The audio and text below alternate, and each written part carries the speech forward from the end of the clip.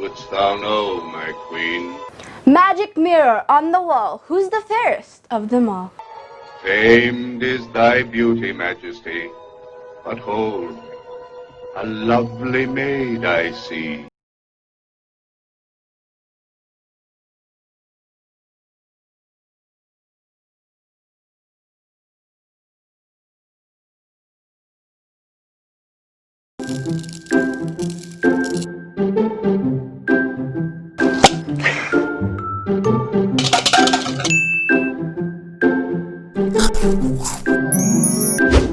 Good morning, tasters, and welcome back to my YouTube channel. To all of those that are celebrating, happy Halloween! Today we'll be making a treat for Halloween. Today we'll be making a poison apple, but it's not actually poison. We'll be making a candy apple inspired by the movie Snow White, which came out in 1937.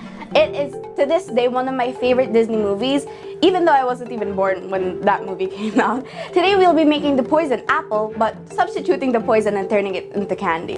In the Snow White movie, the evil queen made the poison apple to poison Snow White because she talked to a mirror and asked, "Mirror, mirror on the wall," oh wait, no, magic mirror on the wall, who's the fairest of them all? And it said Snow White, and she was mad for some reason that Snow White was the fairest of them all, and doesn't make sense. Every person is beautiful in their own way. Don't be like the evil queen and poison someone just because they're prettier than you. Because there's envy. That's just not good. Anyways, let's move on with making our poisoned candy apples. If you want to follow along and make these poisoned candy apples, the ingredients will be down below. Okay, first I'm going to heat up a pan. I'm using an induction cooker, but I encourage you to use a proper stove, not an induction cooker. The pan is slowly heating up and I'm going to add in my sugar. I'm going to use a spoon to get rid of all that sugar. And then add in my water. Now this water already has food coloring in it. I used powdered food coloring, but you can totally also use gel food coloring. I just ran out of my gel food coloring. They both work well either or. And then the final bit, so that we don't need to use any corn syrup, is to add a bit of vinegar. I love this recipe because it doesn't require corn syrup, especially for the people that don't live in places where corn syrup or glucose syrup is readily available. So this recipe is perfect, and plus it only contains 3 simple ingredients and plus your apples. It's wonderful. Now it's going to start smelling like vinegar in the area wherever you're cooking in, but don't worry, it's normal. It's gonna smell finely. Well, it's still gonna smell like vinegar, but it's gonna taste amazing later. Now I'm gonna put this in. It's not going to immediately take the temperature, so I would just go like that and try to look at, yeah, like that. I'm just gonna let this kind of simmer together a bit before I check the temperature, and make sure to keep an eye on this. I know you might be tempted to like scroll on Instagram, Facebook, Twitter, or something like that, but watch this carefully. You do need to like really keep an eye on this or else it will burn. Okay, now moving on to the apples. I have 3 beautiful apples here that I cored out and I already put the stick in. I am going to take some tissue and pat them dry because you can see the moisture on the outside.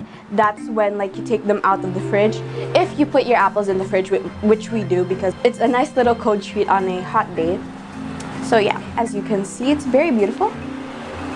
It's nice and crisp. Beautiful apples.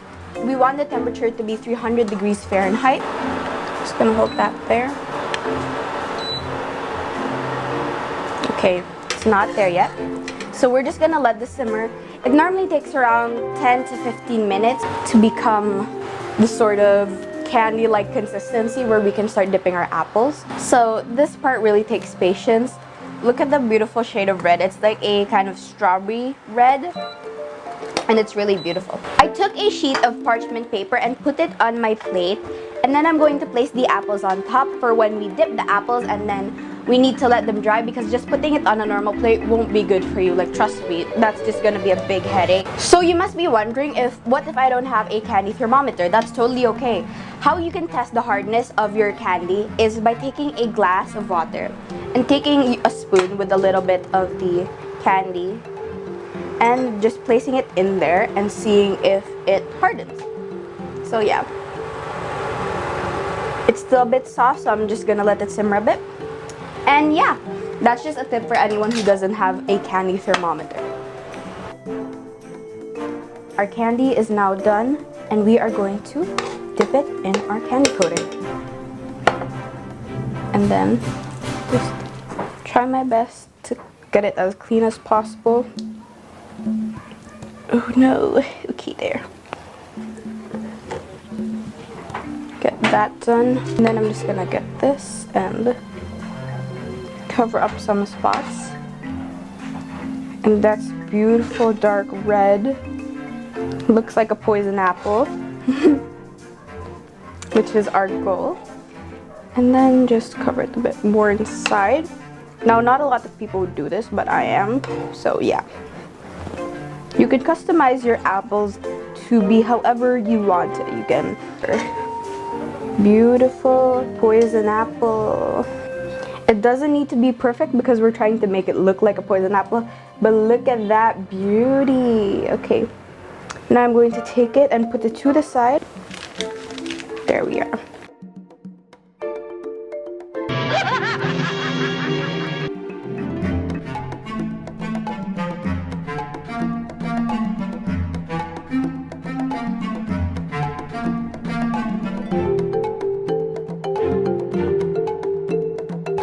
We are finally done making our poison candy apples. I made another batch of the candy coating and dipped more apples in so that the plate will look more fuller, and it looks so beautiful. There's this one apple that turned out really nice and sheen and smooth, but in my opinion, I really like these kind of drippy, dangerous looking ones. They look so nice, and I'm so proud of how they came out.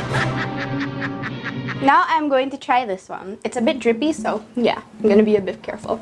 Oh, wow, it's so drippy. Dang, look at that. It looks so evil. The water coming from it looks so evil. Let's take a bite.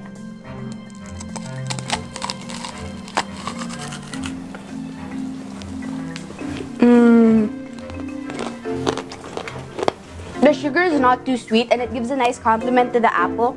And the vinegar kind of cuts that sweetness so that it's not too sweet. And the vinegar also gives it a nice crunch so that there's something to bite on, and that apple inside is just so fresh and delicious. Mixed with the poison sugar coating. Not actually poison, it's just food coloring. Don't worry, nothing's happening to me. I am kidding, don't worry. These aren't poison. If you look at that candy coating, it's really nice and beautiful.